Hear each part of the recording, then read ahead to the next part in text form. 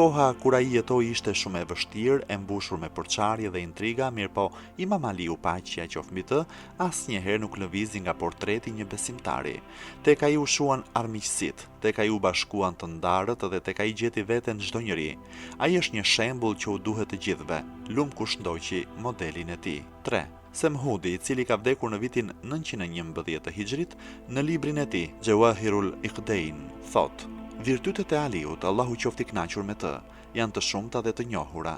Imam Ahmed ibn Hanbal, Allahu e mëshiroft, thotë se nuk kanë ardhur transmetime të tjera më të shumta dhe më të mira rreth virtyteve dhe mirësive të sahabëve të dërguarit të Allahut, paqja dhe bekimi i Allahut qoftë mbi të dhe mbi familjen e tij, aq sa kanë ardhur rreth Imam Aliut, Allahu qoftë i kënaqur me të. 4.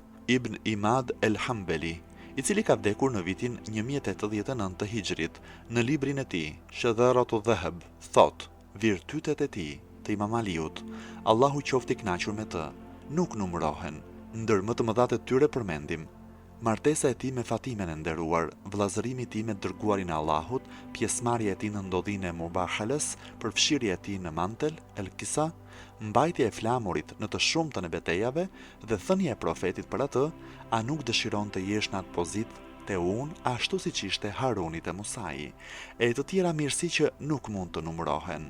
5.